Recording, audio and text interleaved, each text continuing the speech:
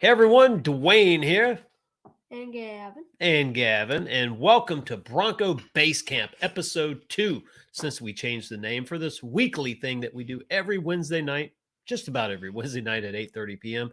How's everyone doing tonight? I hope all is well out there in the old YouTube and Facebook and Twitter and wherever else we are at tonight. So it's pretty cool. We have some news tonight. We're going to talk about numbers, how many Broncos, and we're going to let everybody start jumping in here. Give everyone a minute to get here. The notification's still going out. But how many Broncos were built at the end? Well, not just entirely for the year. I really want to concentrate on the last quarter of 22, which is a really good metric for how Ford is doing and producing these things. And watch out, Jeep, if Ford ever gets these supply issues taken care of. It's going to be fun. It's going to be fun to see how Ford passes the Jeep Wrangler. And for the first time, Jeep, well, like I said, maybe not in 23 because of the order banks not opening early enough, trying to get all the existing reservations out of the system. But 24, at least by 24, if not 23, but mainly 24. So I think this will be cool news. Gavin, how are you today? very good. Very good. I have running club today at school. So you're doing what now? Running club. Okay. Tell everyone what running club is. Got nothing to do with a Bronco though. But... a couple weeks of running after school on Wednesday, so like 4:15. Just run laps. You can run, walk, and I did 21 today, and me and my friend just walked and talked the whole time. And someday in March, I think maybe March 15 is the Shamrock Final Mile, so that's fun. So you're going to run the marathon there. Mm-hmm. That's pretty cool. Speaking of a marathon, this the Bronco launch from when was it? July 13th, 2020 was the launch video, the reveal, the whatever you want to call it. January 21, you could turn your Bronco reservation that you could have made up to that point into an order. And then you remember all that, right? So 21 wasn't a good year as far as numbers because it was a half production year. And on top of a half production year, it was a new vehicle. It was in an assembly plant that was just retooled a few years earlier, I think actually in 2019. There's a really cool video, by the way, of there's a really cool video of the Michigan Assembly Plant going from the truck plant to Michigan Assembly Plant, and they just totally redid all the robotics and the machines. It was a pretty cool video, but that was in 19. So if you think about fairly new plant, new vehicle, new, but on top of that, commodity constraints and labor shortages and whatever other chaos that's been thrown. And the Bronco is really, really starting to show up in big numbers. I'm seeing, there's a lot of people, honestly, up until just recently that had ordered or reserved a Bronco early on or placed an order early on, was waiting years. People are still waiting, haven't received it. I understand that. First day. Yeah, first day reservation. Someone out there is waiting and they haven't gotten it for whatever reason. Dealer allocations, part of it. Part of it is, I don't know. It's not a flawless system. That's for one. But anyway, what we're seeing now is the Bronco is starting to inch. I mean, ever so close to overtaking the Wrangler. Is pretty cool. So let's get into some of the comments and say hello to everyone here. Let me try to situate this thing here a little bit better. I hope everyone's doing well tonight, by the way.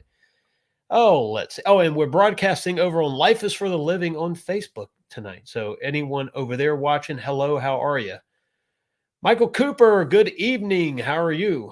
Bronco 78, howdy. What's going on with you, sir? Jonathan Falls, how are you? It is good to see you here. TJ Miller, do you think the order banks are going to open still March 27th? So good question. I don't know. I mean, things are always subject to change. I think that's the last that I've heard. But hopefully it will. Big question is, when was the dark horse?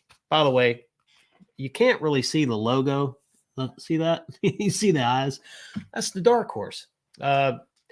Courtesy of Ford up in Detroit. Let's see. Van City Adventure. Hey guys, what is going on? But TJ Miller, I'm assuming, because I haven't heard anything, there's always rumblings. There's always a video out there with someone, saying that maybe it will, maybe it won't. Who knows at this point? I don't think there's been anything official either way. I mean, since the mention of the 27th, I haven't heard anything since then. I do have some news about Chicago Auto Show. So I was supposed to be doing this live stream from a hotel in Chicago tonight. And my press passes are waiting for me to get there, and it does not look like I'm going to get there. So I was headed up. There's a really cool interview I was going to be able to hopefully get with some people with Ford tomorrow, and that's just going to have to take a rain check. Unfortunately, I cannot make it due to my responsibilities as a business owner. Isn't that nice? So there's something that came up that is a priority for us. It needs me here, and that's what I'm going to be here for. So, like I said, if something was to change overnight, could I be on a plane tomorrow? I could, but it'd be too late because tomorrow is really the big media day for me. Anyway, so we do have press passes, and I do need to send them a courtesy email, let them know, do some last minute changes. I cannot make it. I was really looking forward to bringing you some really cool content from Chicago Auto Show. On the Dark Horse, the Everglades. They're going to have an Everglades there, really cool presence. The Dark Horse, several other things. And I want to get into something about, I have a video that I'm going to be doing. I totally trashed the first one. I'm not going to show you. I am going to tease it in the very beginning, and I'm going to tease the video here. Let's face it. More people watch the videos later than the live stream. So it's not like I'm going to let everyone know. But I did say in a video that Ford needs to get rid of 5 Bronco trims. And really, if you go to build and price right now at Ford.com for the Ford Bronco, you'll see there's 10 options of at least to be able to get a Bronco ordered. And I said to myself, early on, I kind of jumped on the bandwagon and said, well, Ford has too many trims. Way too many. I shot the video. What? Way too many. All right. Well, hold on. I disagree with you. I said it. I shot a video. I uploaded it, but had it unlisted, and I watched it, and I couldn't do it. 2 reasons. One is on principle, just the way I look at stuff, right? The other thing is, if you remember a few years ago, there's a little changes going with Ford. Ford's creating these sub-brands. So you have Model E for the electric division, which I'm glad they're putting that over in something by itself. Let it, if it's not profitable, let's not, bring down the everything, right? So let's let that be over there. But then as far as Ford Blue, if you think of ICE stuff, but then within Ford Blue or under Ford Blue, they're looking at sub-brands. So you have Mustang sub-brand, Bronco sub-brand, F-Series sub-brand for sure. And the Transit, the Transit van, if it follows anything like the Econoline van kind of ruled the streets for years as far as a work truck. And there's still a ton of them out there. I know we own one. So there's these sub brands. And if you think about a brand, even though it's a sub brand, you want 1, 2, 3 trims? No, you want to appeal to the masses. So if you look at a brand as being, having one brand having multiple options so that you attract more and more buyers. And that's kind of what you want to do. Hey, Gavin, would you like to show this here? Mm-hmm. Andrea, thank you. I appreciate you. You're awesome. Each and every week. You are a fixture here, and I appreciate you. And you have one sweet Bronco Raptor. That thing is cool. I like the white, sort of that stormtrooper looking thing going on. Got the logos on the side. Congratulations once again. I know you announced it last week, so I just went ahead and said it. Pretty cool. Can't wait to see some pictures from it, by the way. So thank you for the super chat. Hello to you, sir, and look forward to seeing you soon. Mm-hmm. Can Gavin drive the Bronco Raptor? I'm just saying. I technically. I'm just saying. could. I'm just I had to ask. Sorry. Yeah. He made me ask. Yeah. Water Walker, Dryden, Ontario says, hi, Vancouver. Hi, Gavin. Well, what's going on? Hey, look, we have quite a few friends north of the border here. So welcome to everyone up in Canada. And I look forward to hopefully let's do a video with Johnny and Maria again. Gavin, Yeah. you ready to go to Nag? Yeah. They should come down to Nag's Head. Like, Johnny, if you're watching, you need to come down like every other weekend or something. And we just film stuff. It'd be kind of cool. It's kind of a long drive for every other weekend, but hey, that's not me driving or paying the gas. Or you can just get your private jet, right? Keep your Bronco down here and just fly down every other weekend. I mean, it's fine when it's the other people spending money. Yeah. You know what? But you know what? We're getting ready to drive north, and we're going to do some fun stuff. And one of these days, we'll make it across the border. So I'd love to see Canada for myself for the first time. Beautiful country up there. Can't wait to go check it out. But hello to you as well. Let's see here. Sorry, I think we got everything. So as far as the order banks, Brandon Richards, what's going on? How are you?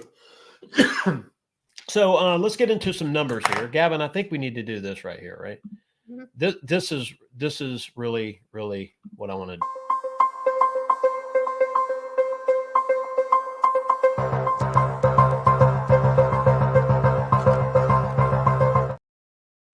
All right, look, let's hear it up for the production department. All right, I got a little thing going, a little jingle there. I mean, you got to have it.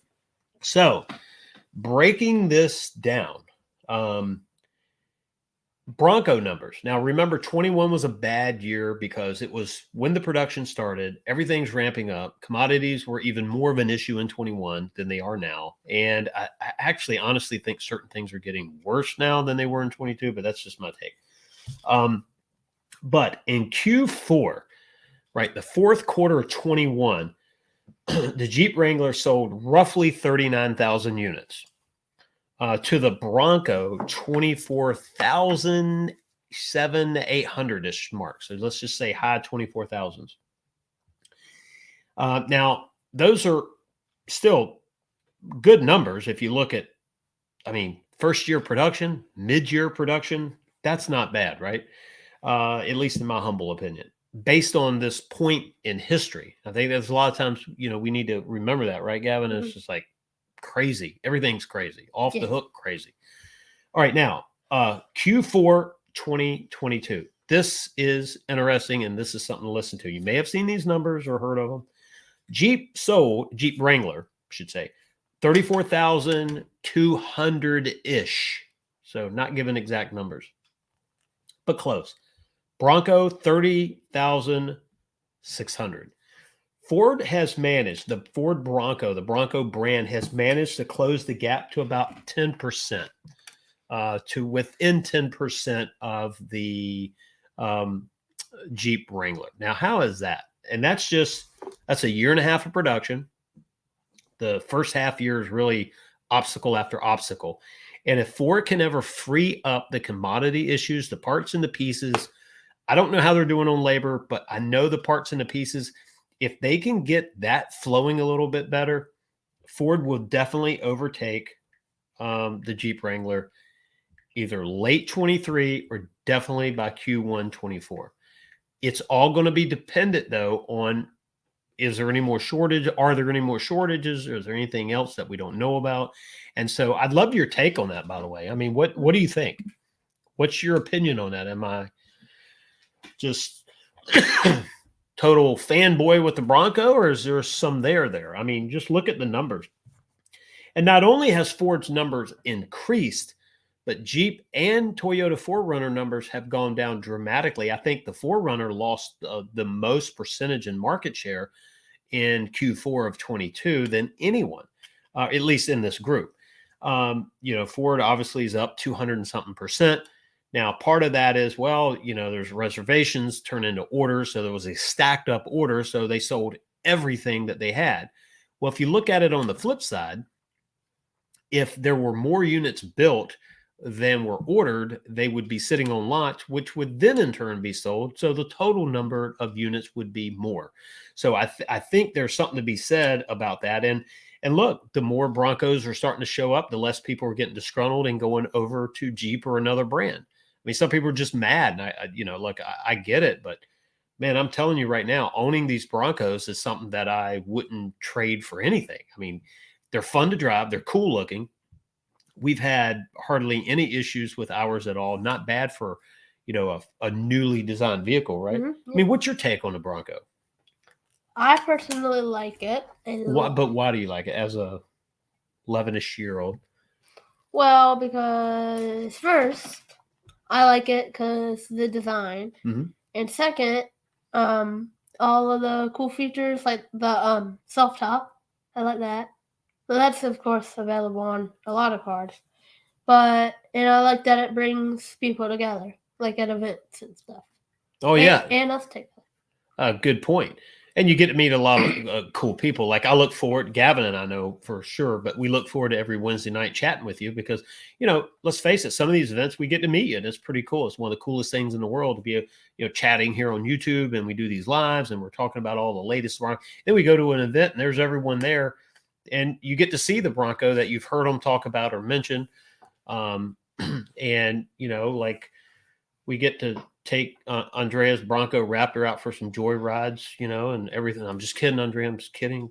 We, but no, you get to go hang out with people. It's just a fun time, right? We just have a blast. But like Gavin hit on it, and we have an event coming up soon.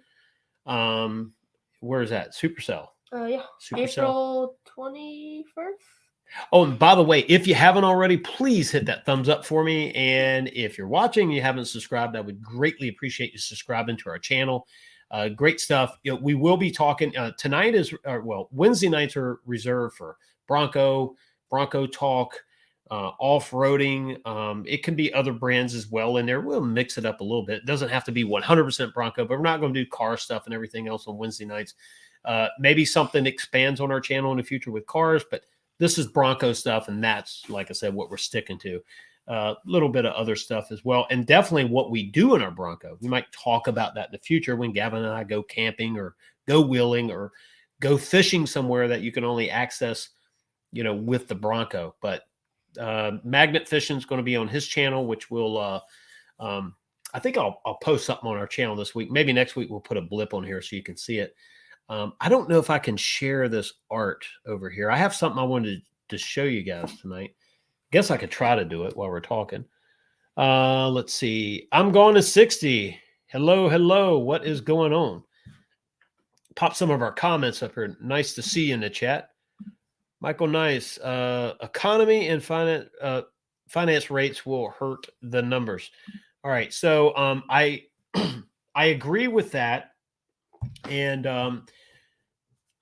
so if you look at the Bronco, how many people would have gotten a Raptor had the interest rate stayed lower versus now they're going to say, okay, I'm Wild Track, or if you can even get a Wild Track, or definitely Badland.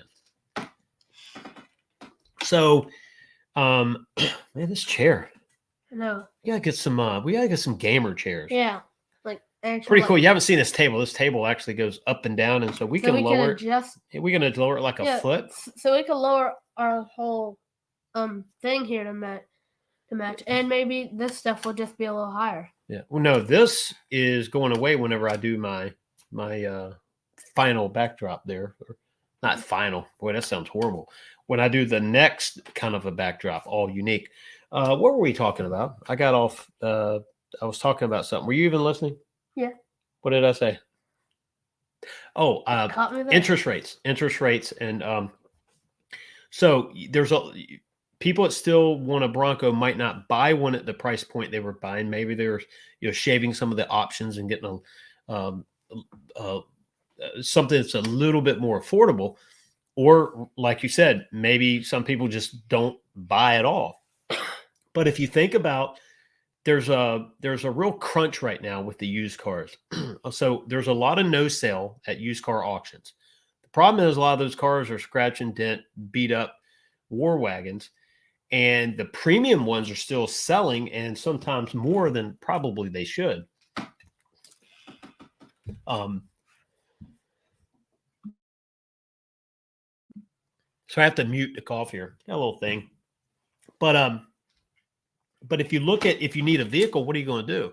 Well, you might not buy a $80,000 Bronco Raptor or 100. You might not buy a $60,000 Badlands. Sorry, folks.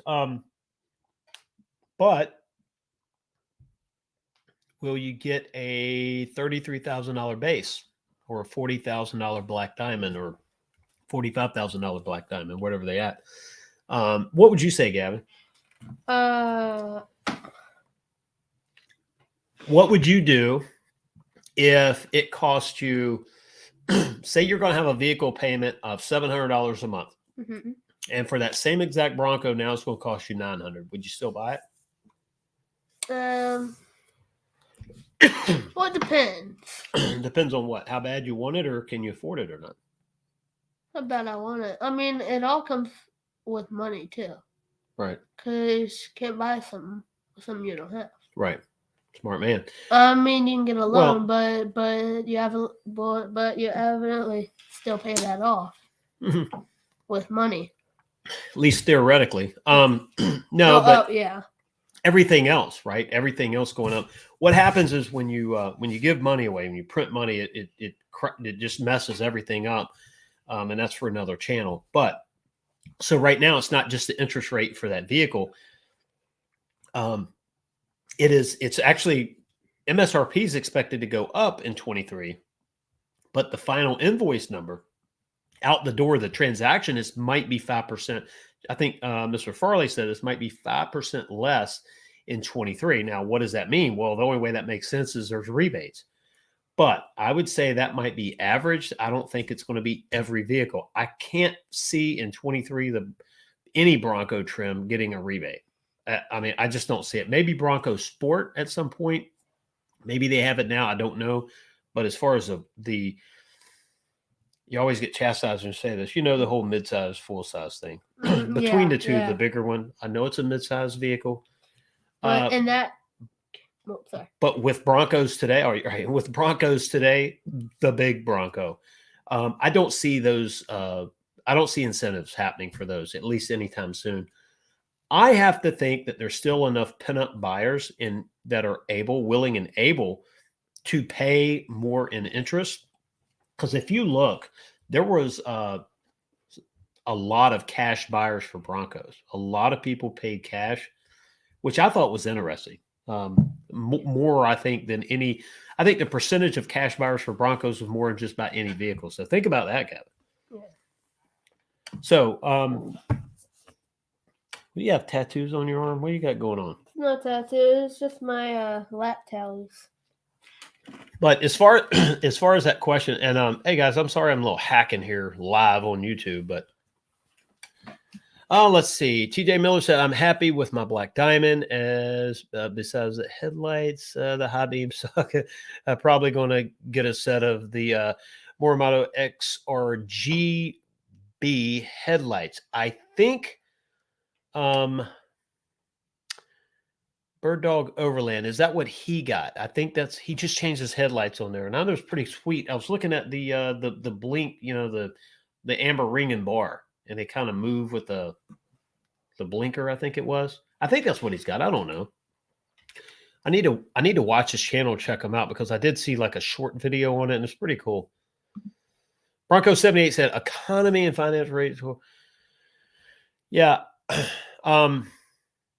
I think you're right. I mean, look, I do see there's a point in time to where things for the average worker needs to improve, right? That the wages need to go up. I also know productivity needs to go up for companies, because some companies are between a rock and a hard place.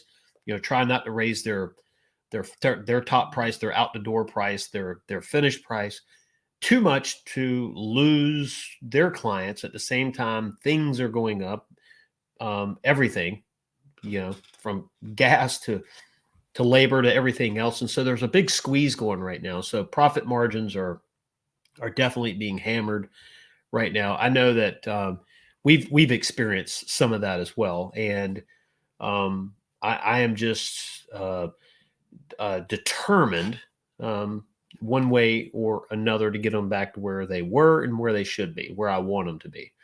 But every company right now is having obstacles. I heard a rumbling of a company today is really struggling with numbers as well. A large company. And so I think what has to happen is there's something that I help people with is something called the QQS, not for this channel really, quality and quantity of service. And so when a company is very conscious of how much of a certain thing that they do at a certain level, um, when you're not just in business and providing a service or a good or goods or something like that, but you're exceptional.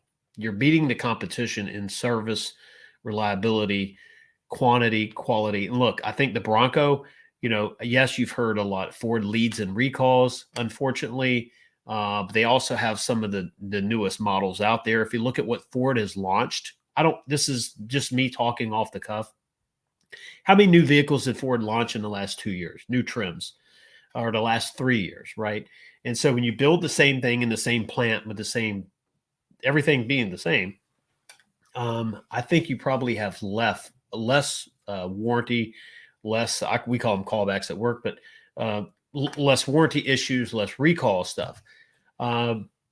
Now, I'm not making excuses for anyone or anything. I'm just looking at it. If you have a new vehicle, I would expect some problems with it.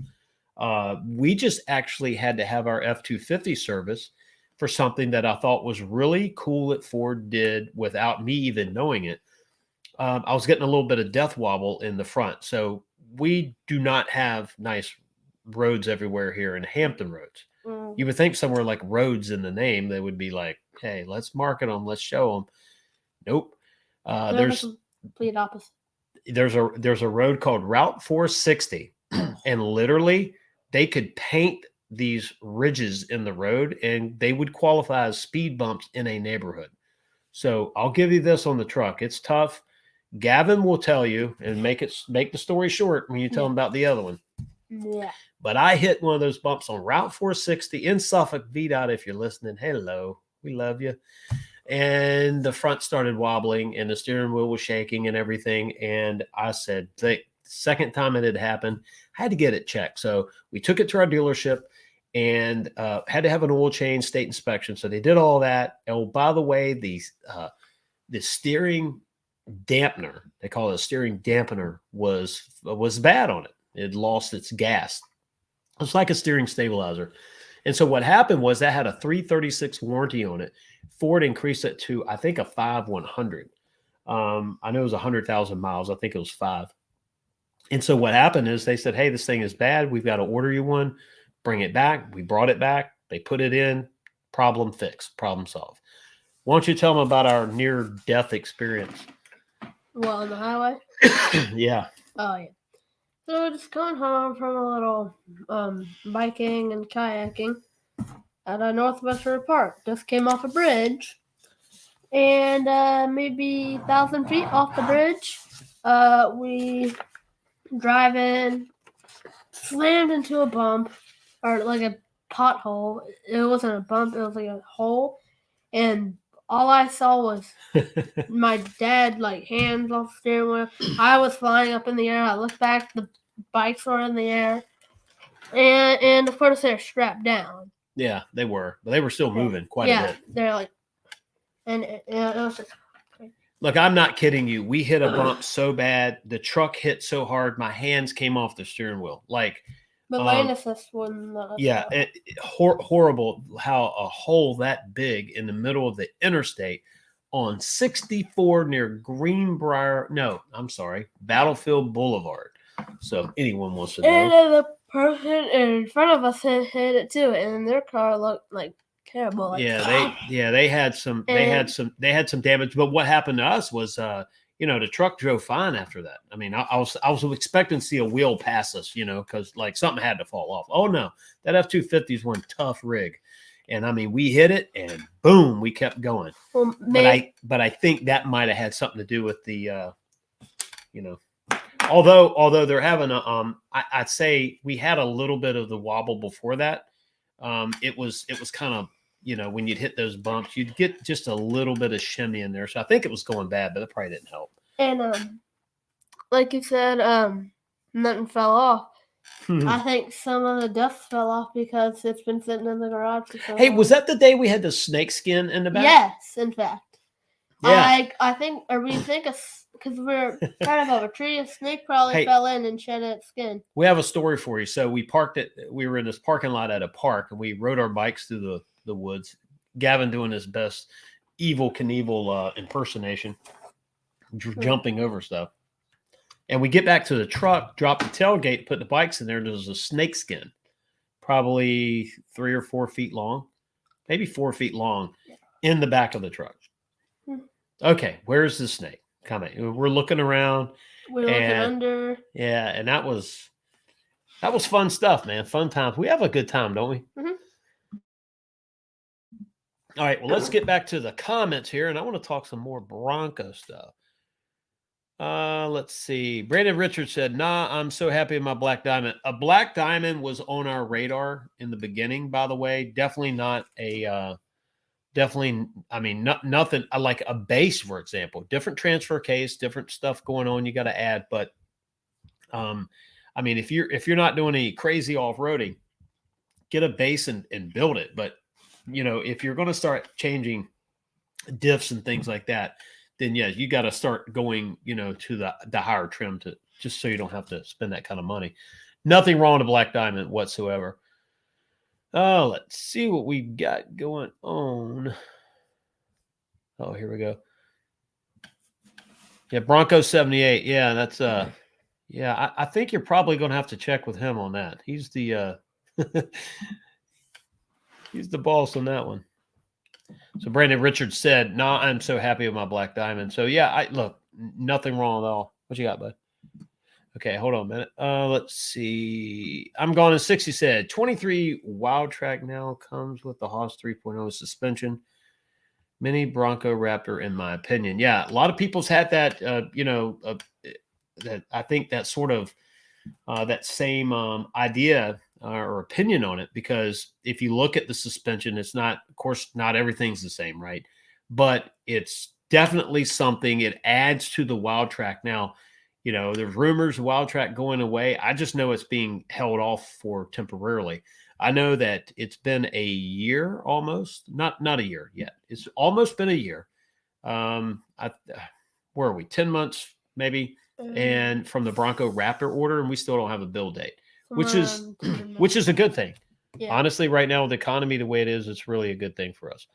Let's see. TJ Miller, I'm happy with my Black Diamond. There's a second one as well. A lot of people say. You want to read that, Gavin? I'm happy with my Black Diamond as. All right, hold on. Let me go to YouTube because then my iPad, because then I can read it full. Okay, yeah. Here we go. No, I'm sorry. We just read that one. I'm sorry. I'm going. Which one? No,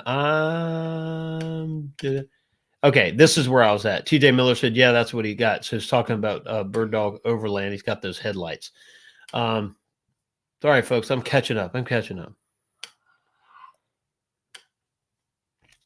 Yeah, and one of the things I need to add some fog lights on my Bronco, and hopefully I can work something out and get some here really, really, really soon. Let's see here. Dirk Connor, what is going on?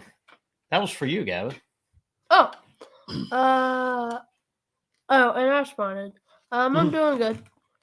I responded in chat. Oh, you did? Okay, good. I didn't see that. A little bit, you'll see it. There you go. So I was on my rant with my numbers here. And what else we were going to talk about? Oh, this. You want to talk about that real quick? And before you do that, if you're watching right now and you haven't hit that thumbs up, please, when you hit the thumbs up, YouTube sort of spreads this around, lets other people know about it. And if you're watching, you haven't subscribed, if you wouldn't mind, we would be so thankful if you would hit the subscribe button and the bell icon. Hit all notifications. You'll know we drop a video, go live, or whatever it is that we're doing. So what you got there? Which is incidentally what's rolling at the scrolling at the bottom of the screen right now. Driven. Good car, better story. Good car, better story. Wow, it's not reverse this time. Oh yeah, because they're not on the computer camera. Yeah, no, it doesn't do it with that one. So anyway, if you're looking for a good read and you want something to maybe help with the mindset and all this craziness that we have going on, check out Driven. Is that water open? Nope. Got it? No. Yeah. Check out Driven, finding myself on the road to success. And you know what? You can change the name in there and change the car to something else, and it can be your story. So it's pretty cool right now. Definitely helps our channel. If you go to drivenwildgear.com, you can pick one up and order it. We also have our design that I didn't print out. You all right, man? Yep. Here. You got to move that back a little bit. I have our design for Gavin's dude. Do you want to see if I can pull this up real quick? Yeah. Actually. All right, hold on a minute. Because I actually have not seen it. Hey everyone, I'm gonna play a video here. I know you've seen it before. Don't go anywhere. Just watch this video. Let me try to pull this up if I can, and we will go from there. All right, watch this here. All right, real quick. This is the Mustang that is in the book Driven. So this is what it sounds like. Now, anyway, long story. I'll tell you when you come back. Watch this.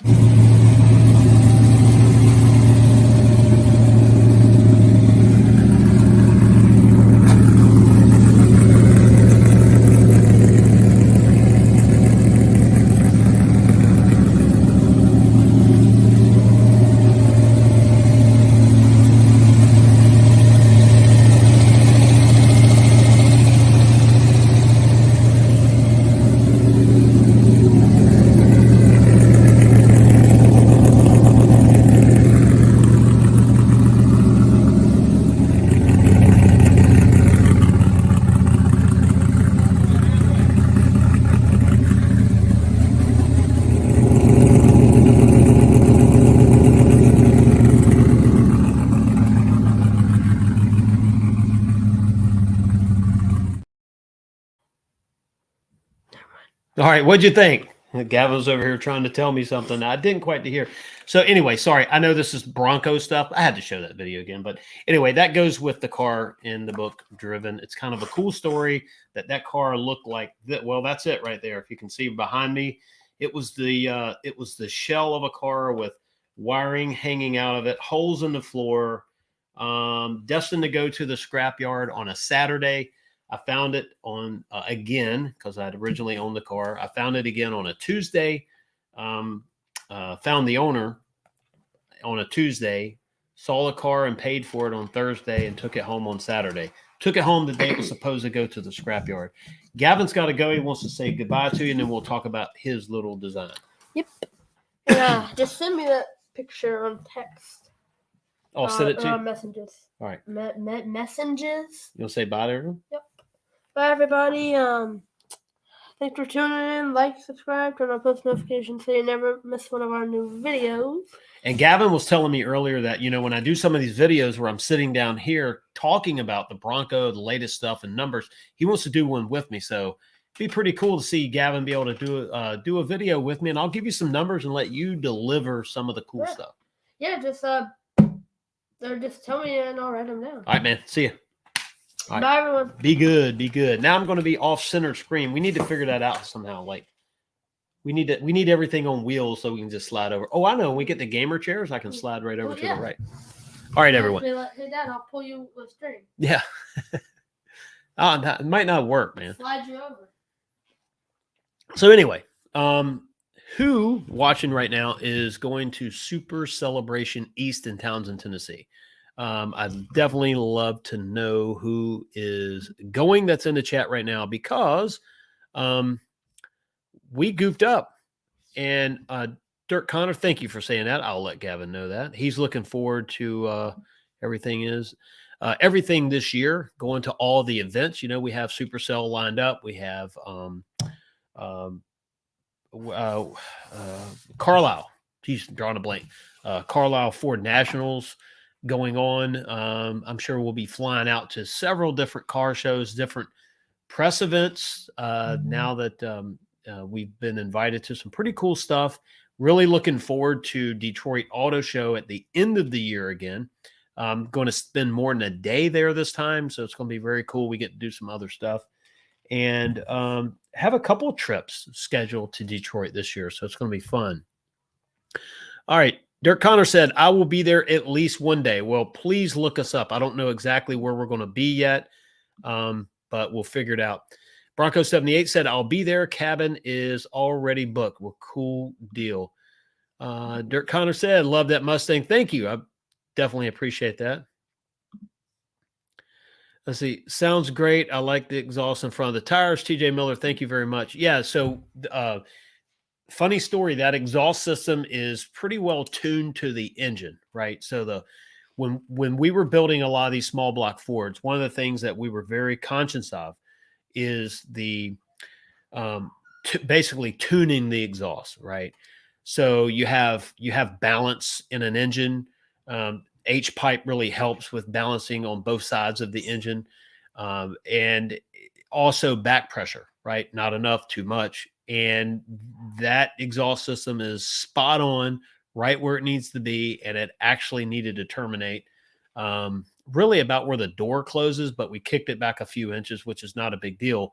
Not a couple inches, but we wouldn't want to take it through see, it's originally a GT car. So in the rear, it has these, it has the rear valance with the holes in the back, and that's where the GT tips would have come out.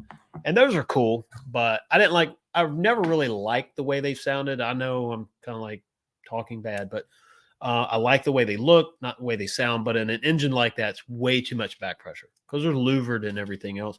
So, but I do appreciate you saying that. But yeah, everything from how much air goes in to how much air is able to leave and at what rate, and to dealing with the balance of an engine is pretty cool. So the H pipe really helps and all that cool stuff. But thank you for saying that. But getting back to this, TJ Miller said, "Oh, by the way, are you taking the Mustang to Carlisle?"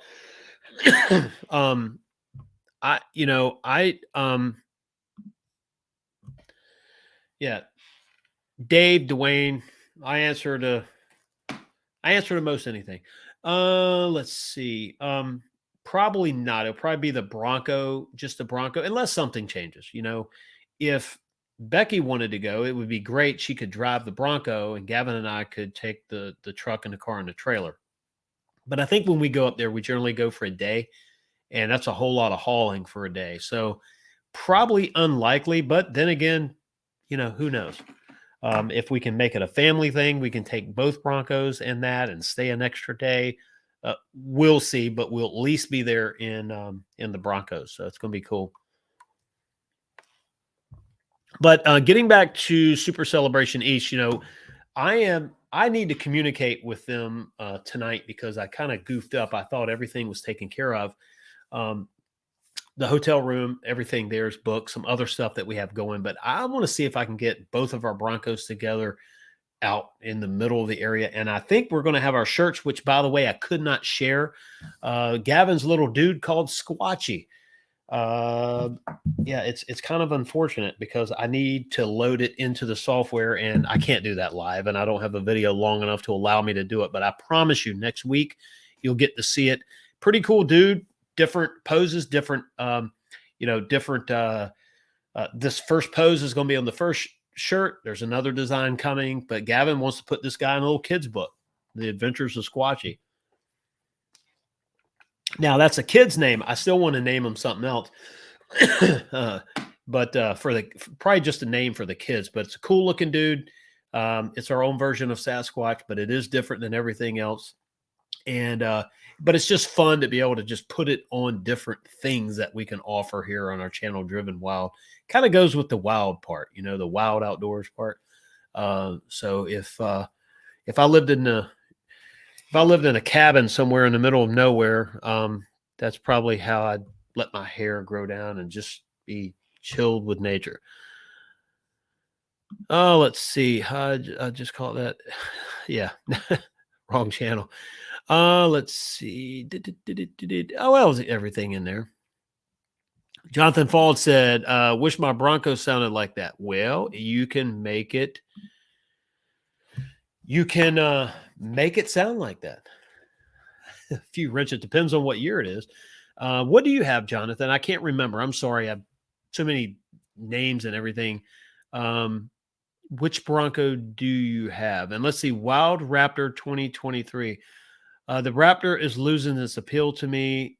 This is deep into it. Yeah. Why is that, Wild Raptor 2023? Is it the weight? Is it the price? Is it it's starting to lose? Is it too much?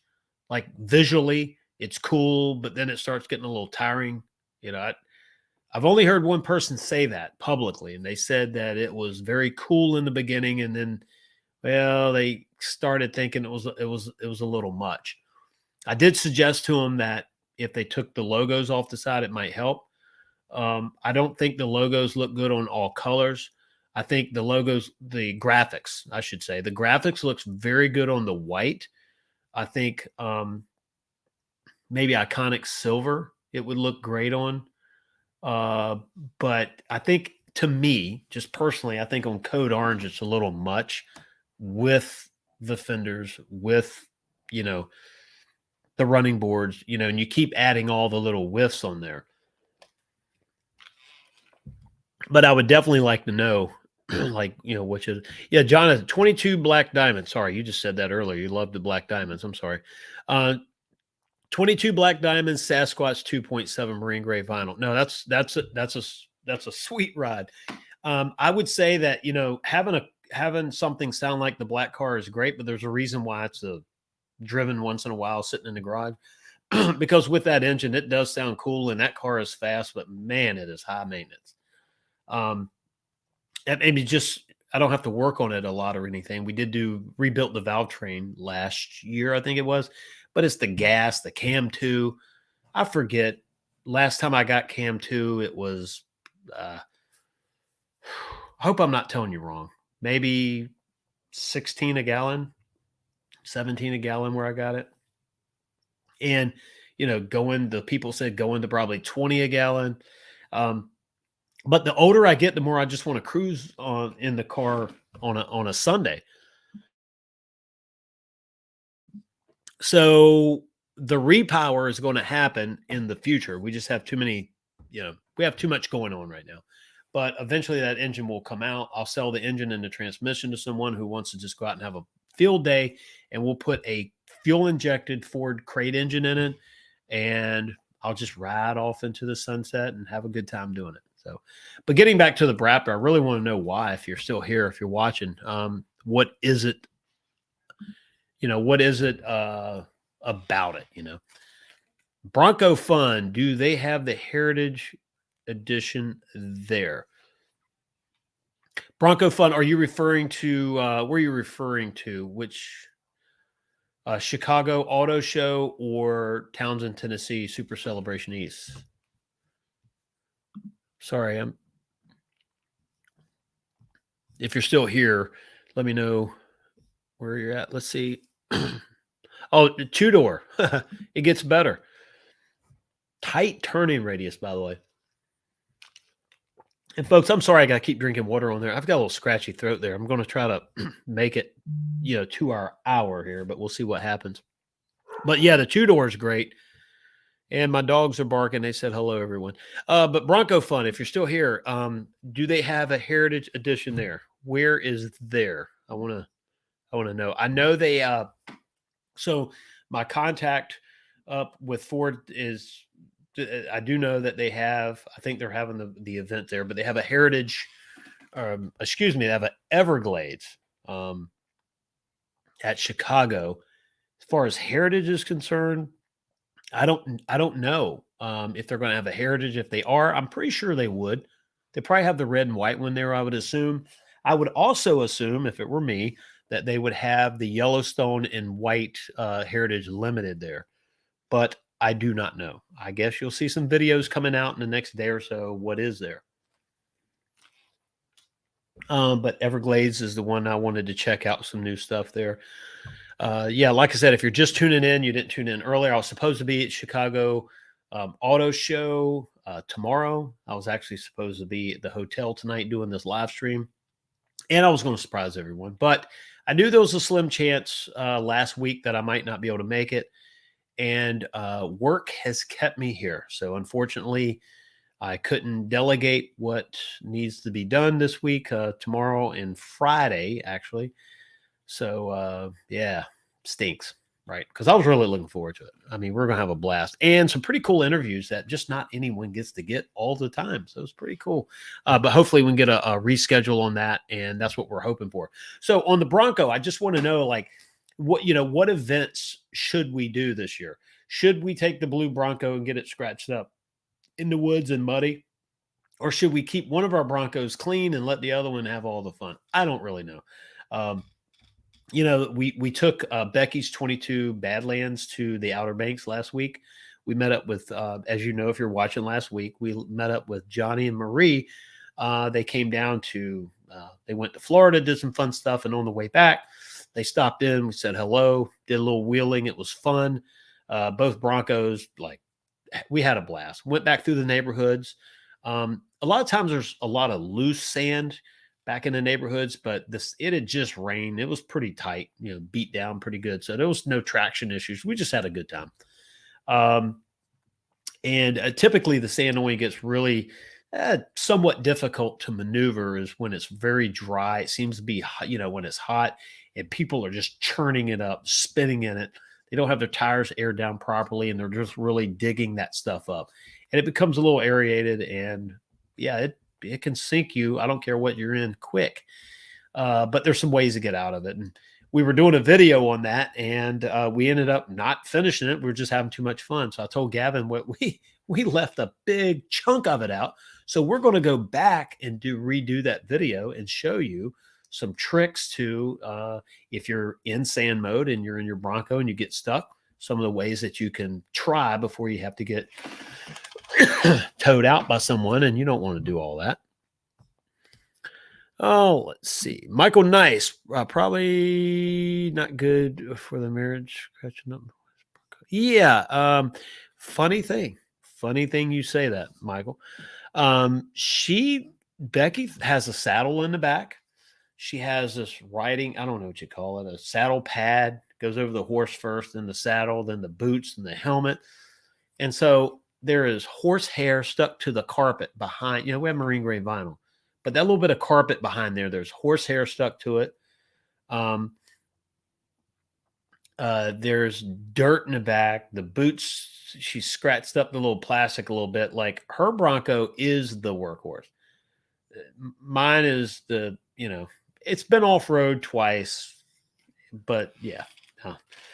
Anyway, I know I just need to go out and just maybe, I don't know, roll it down a hill or something. Then it's like, yeah, it's cool, man.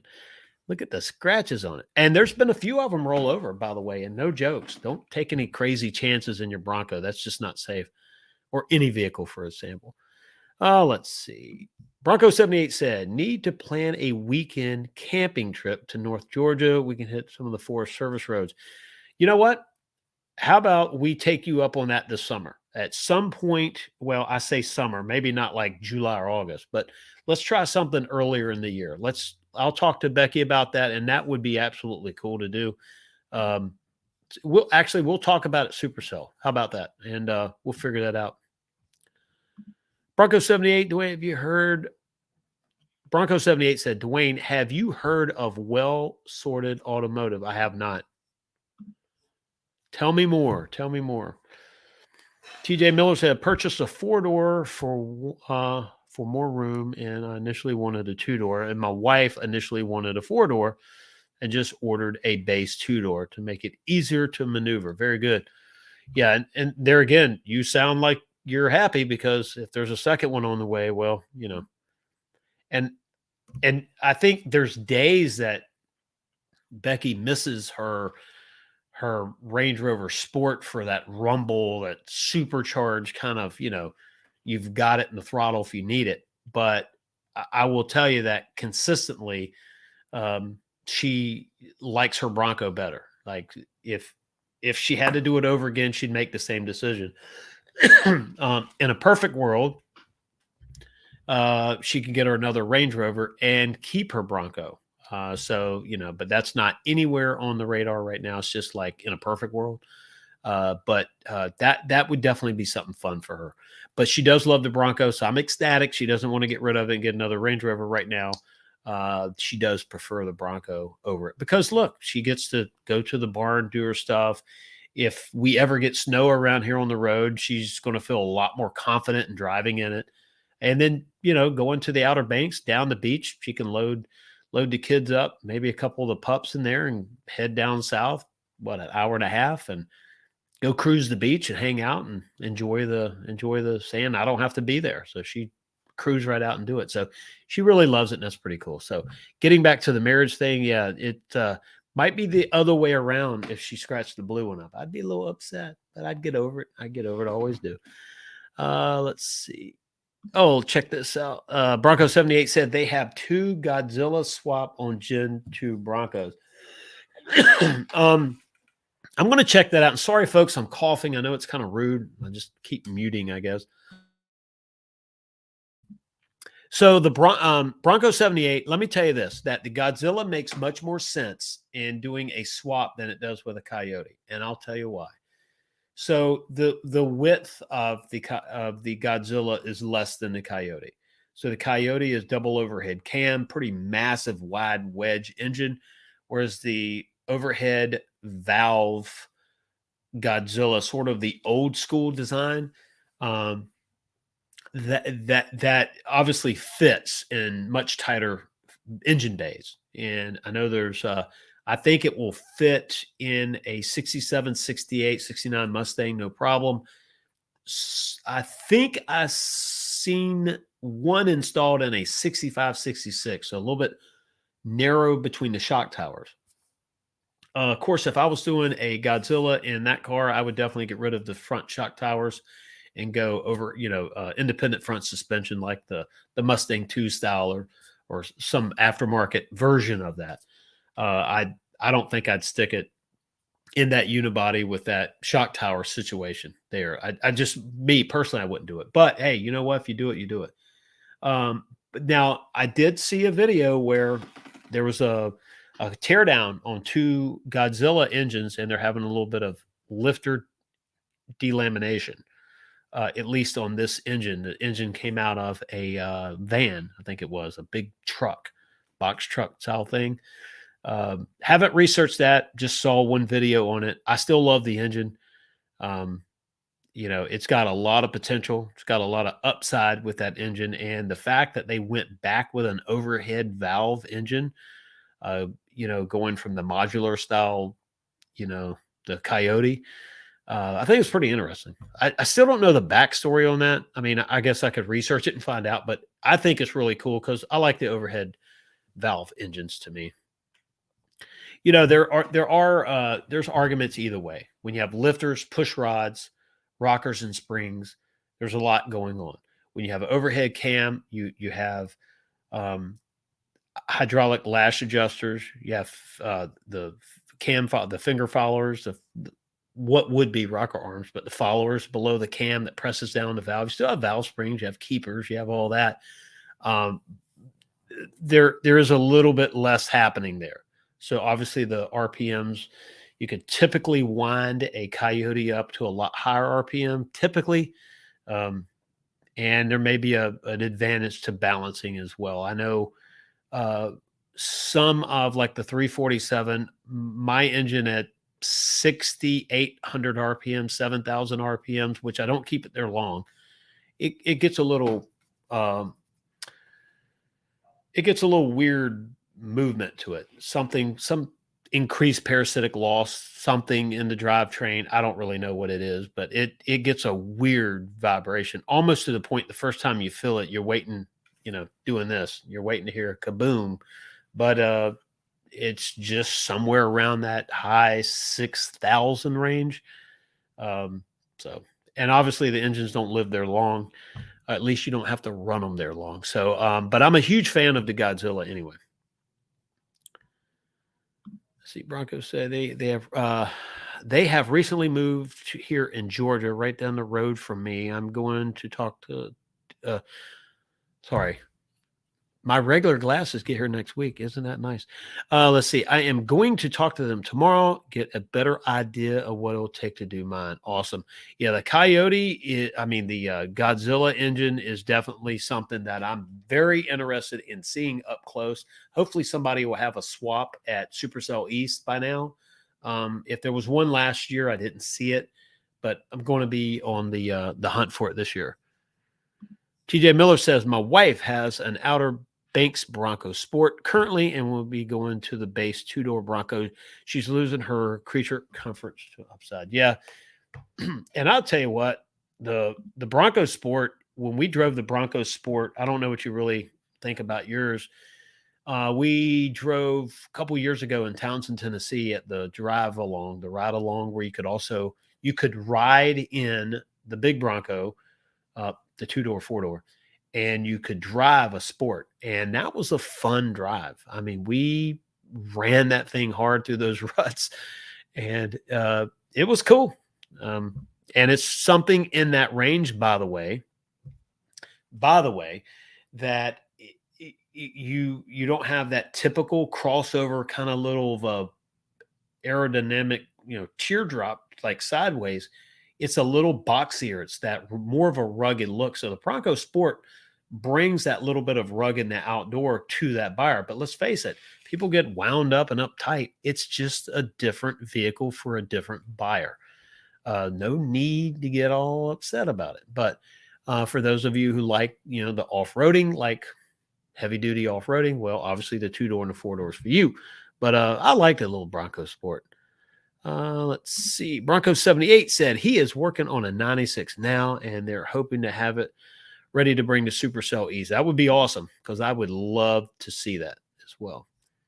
Yeah, definitely have to check you out. And Bronco 78, I definitely want to do a proper walk around this year. Last year, we were trying to get it in and we filmed it and didn't work out. This year, we're going to do it because you have one of the sweetest Broncos. The idea that, first of all, I like how the top is removable. And I think you were explaining to me because I haven't ever removed one, but taking the top off is, quite a bit of work. But you've proved the gauges. You start adding all the modifications. You start bringing a little bit of that that 2000s into it, but keeping it looking original. Different bumpers, different wheels. And I think what happens is the Bronco 6th gen coming back has obviously raised the value of every trim of the Bronco, I believe. Maybe that's just my opinion. But looking across the board, it seems like every Bronco out there that you could get at a small discount years ago, well, everything has gone up. Now, of course, 10,000 is the old 5,000, right? So everything that was a little bit less before is a lot more expensive now. But with the attention of the 6th gen Bronco coming out, it brought every Bronco line back up. I think it was the second. It was the 2nd gen. Was it a couple of days ago? Next city over Newport, or a couple of cities over Newport News, and I hadn't seen it because I go down that street quite a bit, and it was just sitting there. Well, see, I saw it maybe last week. I saw it for the first time last week. Well, Monday of this week, I saw it again, and it had temporary tags on it. So someone had just bought it, and so I thought that was pretty cool. They're doing their thing to it. And they were already had some sanding going on to it and painting, and it looks like they're getting ready to get it painted. So pretty cool. But as far as off-roading this year, we do have a local park here. I want to shoot them some email and say, hey, I hear you have a lottery system to go. Definitely want to take our Bronco out and do that course with them. And I think it'd be a good event for Becky to drive it, since she did go to Bronco Off Rodeo, and fun stuff there. And definitely some good video for that. Now, forest roads, just out in the wild, there's nothing that beats that, and get a day out there. So definitely want to look, hook up with some people here at Virginia Broncos, local Facebook group here in Virginia that we're growing, and maybe have a day we go have some fun. I don't want to bury my Bronco in the mud. I don't want to go swimming with it. I don't have any desire to do that. I just want to go have fun out in the trails.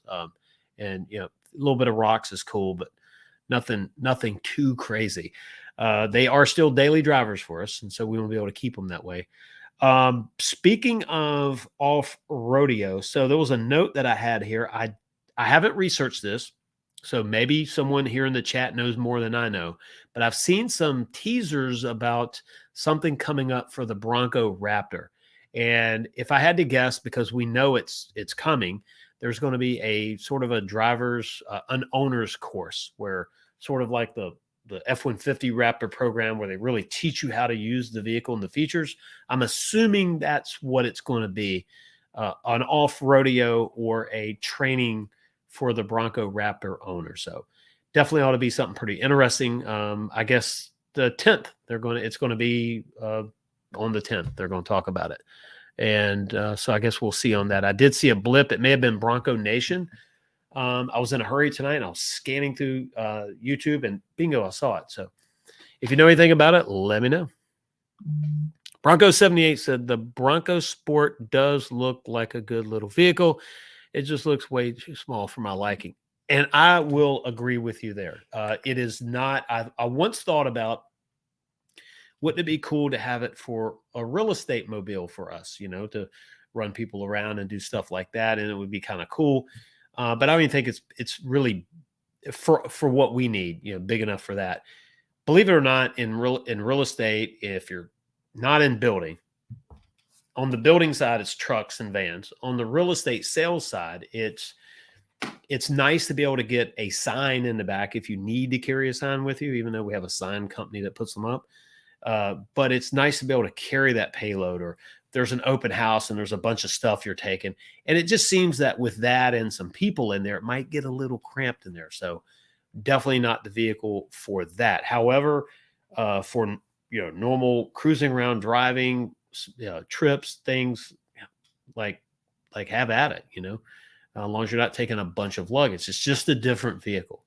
If I didn't need a lot of room or to be able to carry anything, yeah, why not? Right. Let's see what we've got going on. TJ Miller said her base will have the 2.3 auto. Mine has a 2.7. Yeah, it's going to be interesting to be able to test the two next to each other. I think it'd be cool because the 2.3 two-door and the 2.7 four-door.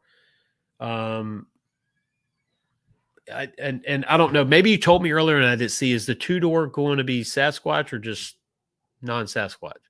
Because that'll make a huge difference as well.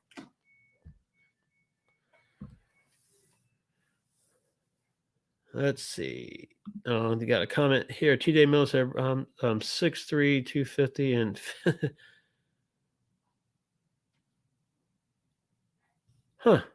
Wow. Good deal. So I remember when there again, needing to carry stuff unique for your job that's on you. That's not an industry vehicle issue. I remember Gavin and I, there's a video right here on our channel. You got to look back early. It was one of the first videos where we drove this Badlands Bronco Sport. We were on ruts. So we had the skid plates. We were on ruts and we were kind of sideways. And I swear at one point, the left tires weren't even touching. But we were cruising and we were following the guide. The guide said, hey, follow us. And we were following him. And this thing had it. I mean, I was super impressed with it. Now, am I going to go rock crawling with it? Am I going to bury it up to the windshield? No, I'm not doing any of that anyway. But when you have a vehicle that is, tilted to the side and you hear the ground dragging underneath it, on the course that they took us, by the way, and not up to my own, it's like, I was impressed. I mean, what are you going to say, So I'm just glad it wasn't mine because all that sound underneath it was just, whew. But we got back and here's the thing. It was a good test for these vehicles because they would take groups out, run the course, come back, run the course, come back, run the course, come back all day long. So you had the professional drivers driving you in the two-door and the four doors. Then you had the guides taking individuals out to be able to drive the sports. And it was just a cool deal. So, and that was a few years ago in Townsend. Of course, now we have our Broncos. And so we get to drive our own Broncos. Now, what would be even better is if we could take our Broncos to say Bronco off rodeo and drive our own Broncos. But that just feels like a lot of liability somebody doesn't want to jump on right now. If we were planning on tricking out my Everglades for real hardcore off-roading, the sport would be on my short list for a daily driver. Good deal, Dirk. I can't wait to check out the Everglades. I've told you since the get-go, some people don't like them. Some people don't like all this other stuff. I did see for the first time in our area, I think the first time, maybe, there was a eruption green. No, it wasn't. I saw that one on a video. What did I see? Desert sand. It was the desert sand Everglades. Just a sporty looking deal. So the only one I've seen is factory from Ford up until this point. Now there was some different stuff on this one. They had different stickers on the back, had stuff going on in the windows. They had some different colored hooks and things on the front. They had something. They had their tracks on the roof. They had some kind of a cooler on the roof. What's the Yeti? Kind of a big Yeti cooler. So they has a lot of cool stuff. And so you're starting to see this thing where it looks like, okay, somebody's using it. And it had mud on the tires. So they had been somewhere. But it was a pretty cool deal. So like I said, overall clean, except the tires and a little bit on the side. So it was fun. But seeing one out other than bone stock, looking like it was just sold or at one of the events, it was pretty cool seeing it on the road. Tough looking vehicle. So congratulations. All right, let's see. 2-door non-Sasquatch, auto mod bumpers, auxiliary switches. Thank goodness you got the auxiliary switches. I tell you what, they're a pain in the rear to try to get done later. Race red, that's going to be sharp. Going to put my black diamond steelies and grabbers. Huh. Wow, 39 out the door. That's not bad. TJ, I'll tell you, if you think about the cost of vehicles, we were talking about it earlier with interest rates going up and MSRPs going up and everything. Look, to be able to get an off-road vehicle like that for $39,000, and that's OTD. I mean, that's what you want, right? When you $39,000 is not bad for that vehicle. Someone told me, and I have no idea if this is true. I was talking to somebody today and they said there was a new GT for $38,000 on a lot. And I just thought GT Mustangs went for a little bit more than that. But if that's the case, I mean, if you think about the Bronco's got a lot of tech in it. It's an expensive vehicle to build based on, comparatively based on all the technology and all the cool stuff that's in it. So I don't know. We'll see. But if the rates, let's see, if the MSRPs go up, but they start throwing incentives on overall vehicles out there, that's going to not be a bad situation for buyers in 23, because look, conceivably you could refinance it in a few years when interest rates come down.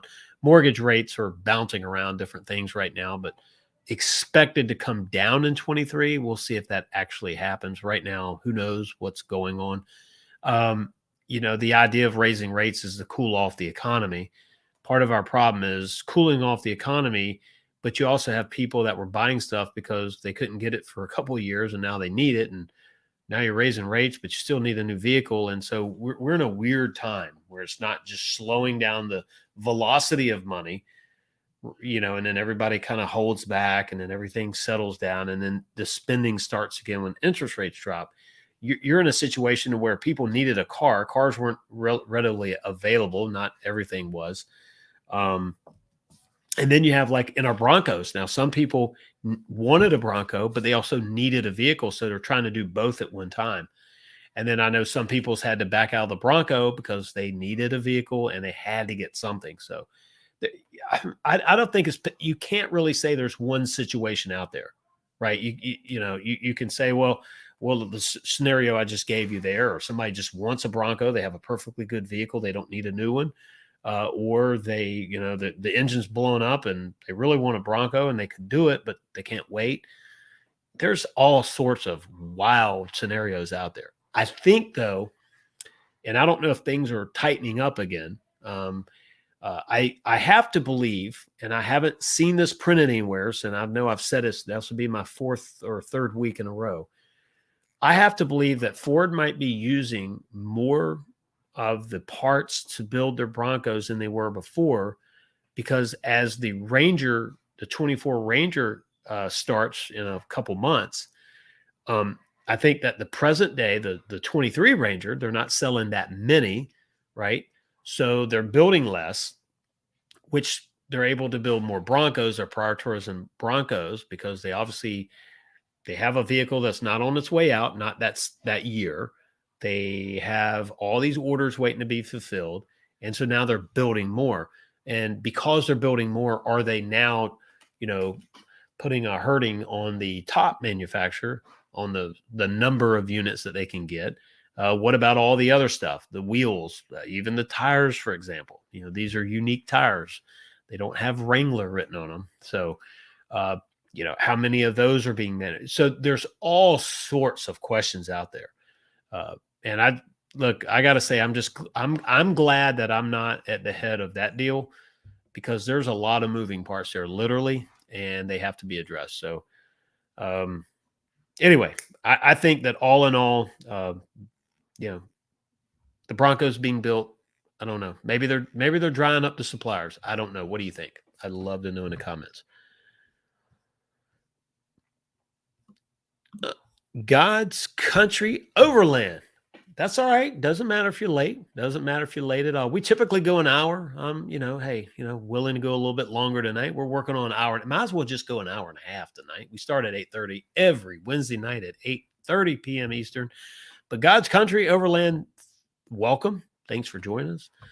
And what kind of oh, here we go. Bronco 78 said Ford needs to build a new plant. Bronco. Yeah. Well said, Bronco 78. So very thought. Becky and I were talking about this today. She asked me, I told her I was going to be talking a little bit about the Bronco tonight as far as manufacturing, how I think one thing that has happened is they're building more and they're drying up the supplies.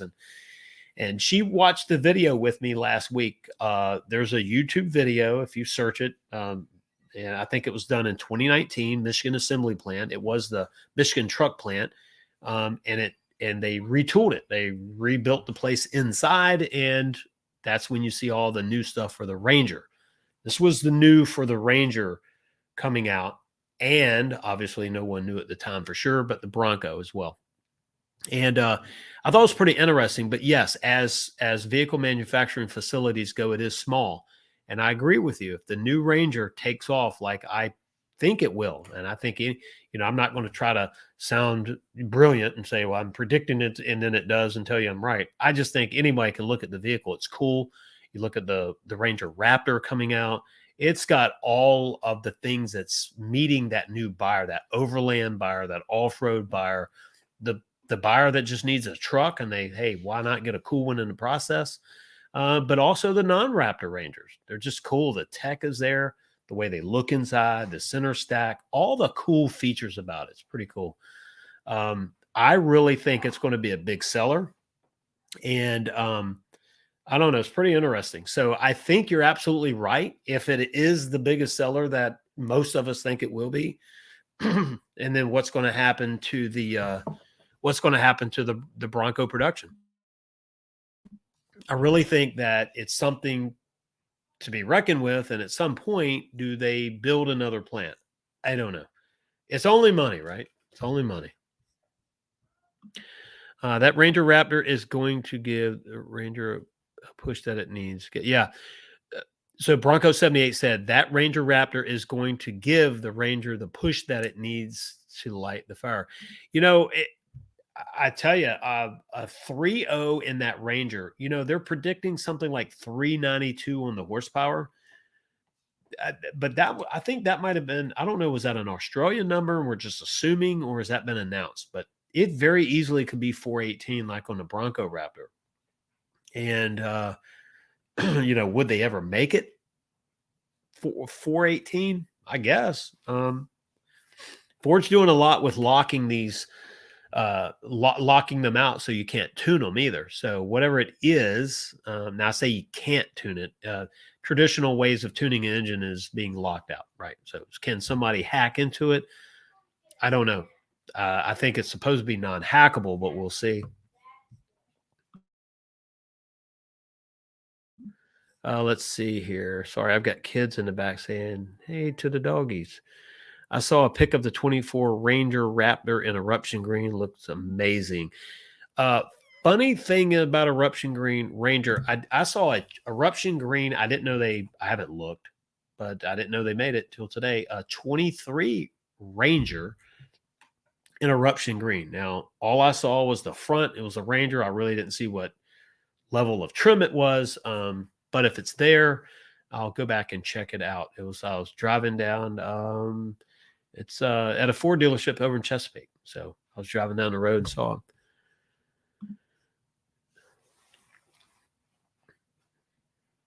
Yeah, that is what the Bronco 78 said. That is what their Australian Ranger Raptor has. And I don't know if it's an assumption or if they're going to surprise us. If you remember with the Bronco, the 2.3 and the 2.7, it was announced the different horse. I forget what the horsepower were. I think the 315 on the 2.7 and I don't know, 280 it was on the 2.3. Either way, when Ford said, oh, by the way, if you run 93 octane, you're going to get these increased horsepower. And I know 335 on the 2.7 and maybe was it 300 on the 2.3. Is it going to be one of those deals where they tested it on 87 octane and they're going to surprise you with a 93 octane rating that it will give you more horsepower? Should it? I guess it should, but it's also it's also tuning is going to affect that. I'm going to 60 said called the Splash Jungle package, which comes in eruption green. Awesome. Wealth of knowledge, my friend. Thank you for that, by the way. We need to have you back on the show sometime because you've got some really, really good info. And by the way, watching this right now, check out I'm Gone in 60 YouTube channel and over on Instagram. Cool stuff. You get to see different things pop up on the lot there. It's pretty awesome. But thanks for mentioning that. I might, if I'm in the area tomorrow, I might go back. It wasn't sitting like with the rest of the vehicles. It was sort of parked parallel to the building behind some vehicles. So I don't know if it was there temporarily, but I'll go by tomorrow. If it's there, I'll snap a picture of it and we'll post it on the community section on the YouTube channel. So you'll see that. And I'll do it over on Instagram. And by the way, if you're watching this right now, please hit that thumbs up. That helps spread this around. YouTube works that way. We haven't done a lot of new videos, so hey, we're having to work that. But and if you haven't subscribed, I would greatly appreciate that as well. It all works in our favor. Next week, we have some cool stuff. We're going to have our membership go live. So if you want to be a member of our channel, there's going to be some cool stuff on the backside of that. It's going to be pretty awesome. It's not going to be expensive, but I promise you it'll be some cool stuff. And you'll get some behind the scenes here and some of the cool stuff that we do and maybe even if you want to follow me along during my day when I'm trying to work and look at vehicles sitting on a lot. Every time I drive by a vehicle, I have to drive through there. Everybody comes running. You want to buy it? No, I'm just looking, just watching. So it's pretty cool. But membership's going live. So anyway, get back to content here. Let's see where. So I want to wrap tonight up just talking about some fun stuff. Look, Super Celebration East coming up soon. We've all got to catch up there and let's hang out there. Whatever night. I don't know. We'll pick it. Fun time. Maybe we'll do a Bronco base camp, an actual video there. If you want to join in, maybe we can do that. The cell service there, you can take phone calls, but it's really hard to upload data. So it's hard to do lives there, even though you can kind of get hit and miss and it works 1 minute and 2 hours later, it doesn't. So probably just do a lot of video there. We'll go from there. We'll probably just do some video stuff. But when we go into Pigeon Forge, it'd be cool if we get to go somewhere and hang out, Hey, so I need somebody to help race Gavin on the go-kart. He's looking for a race in Pigeon Forge. So we gotta go give Mr. Gavin a run for his money. So it'll be fun. Bronco 78. Yeah. You're just bragging. AT&T cell service worked great for me last year. Yeah, I'm just messing with you. No, good for you because I know the Verizon. I could get text in and out and phone calls in and out, but data trying to upload a video was almost impossible. So I am looking into using the Bronco this year. We'll see if that can work as well. TJ Miller said, bringing back the Splash name is cool. I need to bring back the Night Bronco. They need to bring back the Night Bronco. I don't remember them. I think I remember the Night. Night F-150 maybe, right? I don't remember a Night Bronco. But then again, I don't know. I remember the Splash. For some reason, there was a Ranger Splash, and not unless someone had made it themselves. It was white, I think Oxford white, and they had these rainbow different colors of graphics on the side and the back. Splash was written, kind of looked like wet paint. It was. I've never really looked into the vehicle. I never drove one or saw what other options. I just didn't know if it was just um, I don't know what kind of a package. Let's see. Sorry, I was just making sure it wasn't something related to the show there. I kept getting these texts there. I didn't want to look at it, but I did. Let's see. So the original, let's see, well, I think it was a 3.8. Somebody help me out. 3.8 V6 in the Bronco 2. There was the Ranger and the Bronco 2 had, I think it was a 3.8.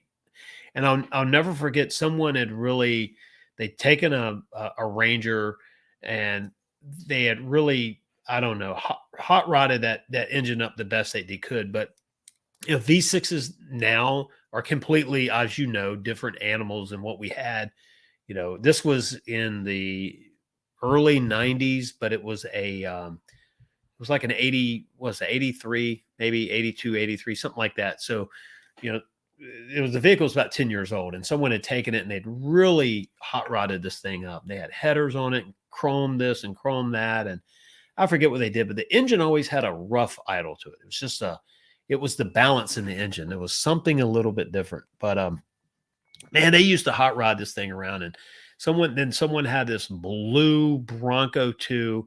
And they used to really have fun with that. They have real big tires on it. And I think they went through a couple of different engines just because they ran. I mean, they went in a mud bog one weekend, and one weekend they were at the beach and got a bunch of water up in it. And I mean, every time I saw these people driving this Bronco, they had their foot in it, so they wore those engines out pretty well. But it was back around then that I remember the Splash, and don't remember exactly what year it was. I think it was around the mid 90s. I mean, maybe it was later than that. I don't know.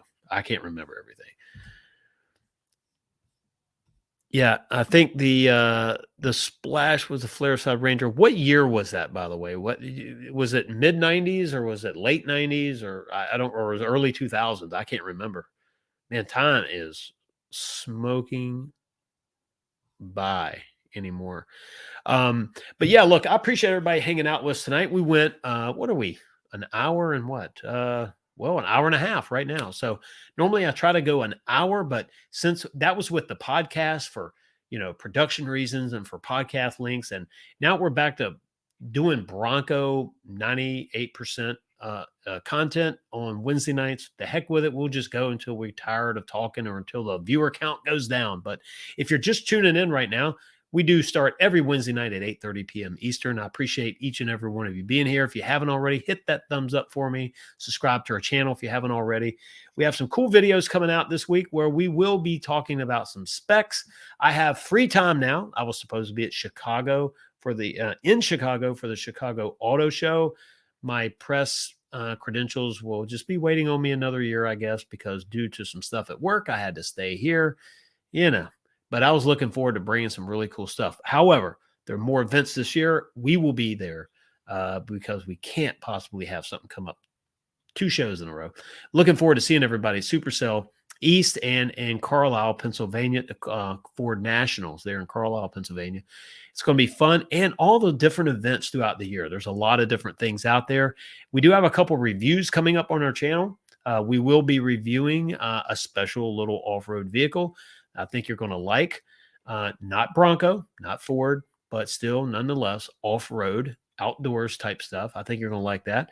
And I'm digging up some news, little rumors and stuff about Broncos and coming up. And one last thing I'll mention, for some reason, it just occurred to me. I started talking early about Ford needs to get rid of 5 trims on the Bronco. And I even teased it on a live stream saying I had a video coming out. Well, first, I want to apologize that the video didn't make it. I started talking about it tonight, and I think Gavin and I got sidetracked.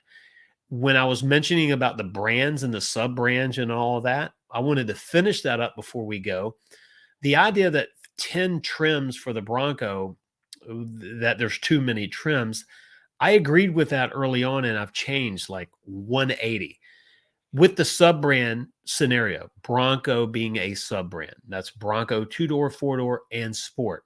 Mustang, F-Series, and then, of course, the Transit vans.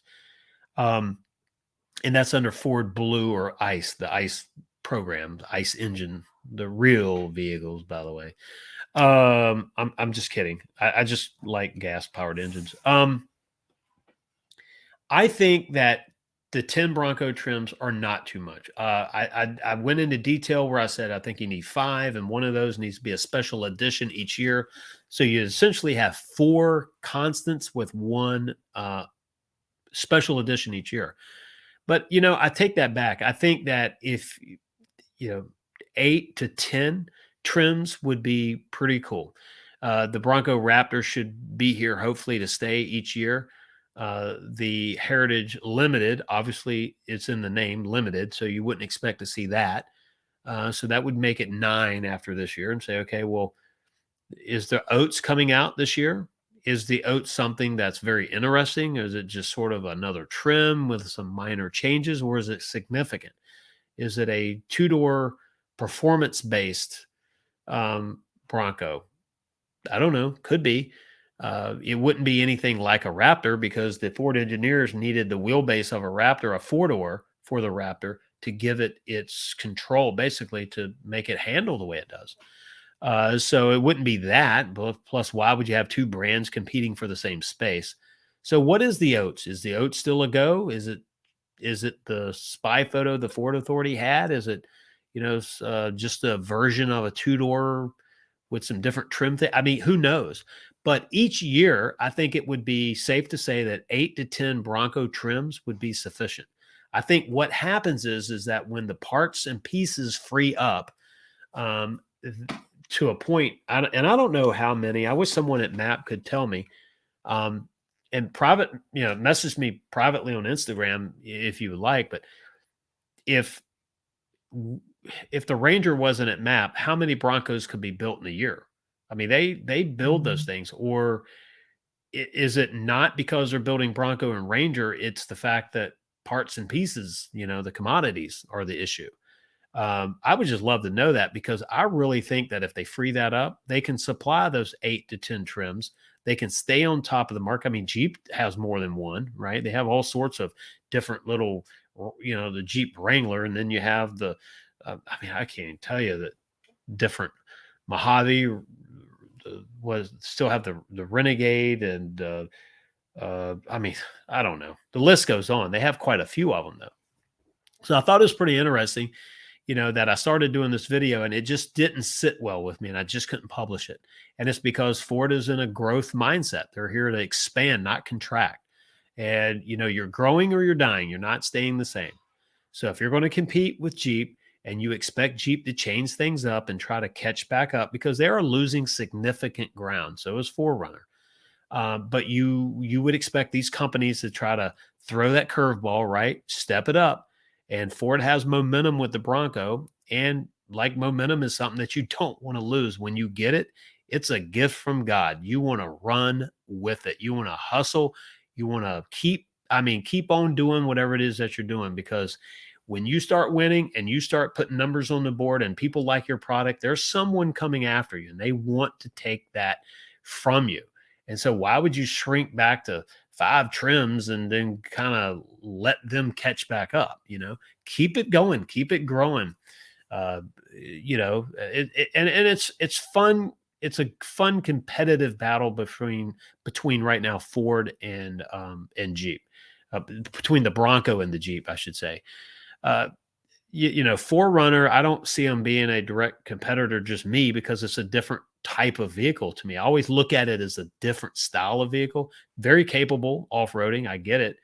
Uh, I just think that there's two in the space right now, and that's Bronco and Jeep. Now you could argue with me on some other trims and everything, but what you see on the road every day right now, right? Mostly Jeeps, but you're seeing more and more Broncos. So keep the trims going forward, 8 to 10 a year consistently. Always throw that curveball, always throw that extra in there. And hey, as things pick up, that's it. So let me go back through the comments here before I leave. TJ Miller said, I am in the minority that doesn't want Bronco truck on top of all that. Yeah, I could do without a Bronco truck. I really could. I think it's that thing that I don't know. I don't know what it is. Would it be kind of cool? I guess, but I just like the look of the Bronco, the way it is. 2-door and 4-door. God's Country Overland. Good night. Thank you for tuning in. I appreciate you and look forward to next week. Car story. I have 3,850 miles on a 2021 2.7, and it hasn't blown up yet. Yeah. And it probably won't. I think, there hasn't been, I think it's been rumored a valve issue, but has it actually been said in a press release what it was?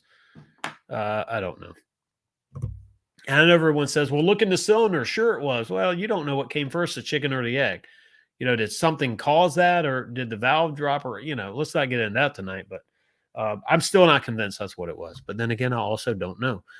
I'm going to 60 said the Splash came out as a step side with an optional 4.0 V6. Wow, that's what's in my daughter's Mustang. I knew someone in Houston has supercharger on it, and it used to race the Fox bodies. That's cool. So my daughter's 2010 Mustang has a 4-liter in it, and there's a nice exhaust system on that car, and it passes state inspection. It's all legal and everything. It just sounds good. It's not real loud. But it's definitely not that stock sound. And it's knock on wood. It's a reliable engine. Haven't had any issues with it whatsoever. It needs some maintenance stuff. I think we're going to do belts and hoses, maybe a water pump, because there's if you're going to go in there and flush everything, might as well do a water pump at that mileage that she's got on it. But anyway, and speaking of that, she's home now. I just heard her pull up. Let's see. Here we go. TJ Miller said the cool Bronco 2-door was the XLS. All right, well, everyone, I am out of here. Let's see. Car story. It gets replaced at the end of this month. Oh, wait a minute. Here we go. I do have the drive shaft recall though. Yeah. So you were built right before that cutoff in September. So I was like 2 days before the cutoff, whatever it was. My 21 Bronco is waiting on the drive shaft. So I went in to get it replaced. I did a video. I was taking it. Somehow it was the wrong part. They either ordered it or it came in wrong or whatever, but it was the wrong part. So I don't have it yet and still waiting on it to come in. It gets replaced at the end of this month. Good deal. So yeah, when I took mine in, they told me that it was the wrong one. So I was like, okay, all right, that's cool. The only other thing, I mentioned my F-250 earlier with the steering dampener. The only thing and the last thing I'll leave you with is even on something like a 2017 F-250, they are going to replace my cameras because the lenses are getting a little smoky. They sent me a letter saying, hey, we want to change your cameras. I think it's great of them to do it. but they're not here yet. So we took it in. They confirmed, yes, you have the affected ones. They're bad. They need to be replaced. So now we're just waiting on them to get here. But that's another reason that I like Ford, is because wasn't something they were forced to do with the steering dampener. It was voluntary. Hey, we'll change it, covering it. And the lenses for the cameras, I didn't have to complain about it. Before I took it in to complain about it, I got something saying, hey, we want to change them. So super happy with the entire Blue Oval brand. You know that I'm a Bronco guy. I've got all Fords now. Everything we own is Fords. And I had somebody ask me, they said, hey, do you own a Ford? And, you talk about them all the time. I'm like, well, look at the channel. But if you don't, yes, we own quite a few. So but there's other cool brands out there as well. So like I said, we want to definitely cover other brands as well, even cover some Jeep stuff. I did find out something this week. I posted on Instagram. This will be the last thing. Why is the emergency brake in a Jeep Wrangler at an angle? So like if you look down from the top, it's kind of kicked over a little bit. Well, a person commented and they said, so when you shift in, I think it was forward low or whatever's all the way back, so that the shifter will clear it and won't hit it. Okay, it's interesting. I mean, I would have designed it so they would clear, but very cool. Each vehicle has its own unique little thing like that, and I thought it was interesting. Actually sat in a Jeep for the first time, a newer Jeep for the first time, and it's a cool vehicle. Like I said, everything's proximity-wise. But when you compare it to a Bronco, there's like not even a question. So anyway, that's it, folks. I'm out of here. Thank you all for joining me tonight. I definitely appreciate you each and every Wednesday night at 8:30 p.m. Eastern. Thank you so much. Thanks for the comments. Please hit that thumbs up right now before we cut it off, and subscribe if you haven't. I look forward to seeing you in the comments next week. All right, everyone. I am not in Chicago. I'm in Chesapeake. Sorry. I'll explain it again later. All right. See you. Bye.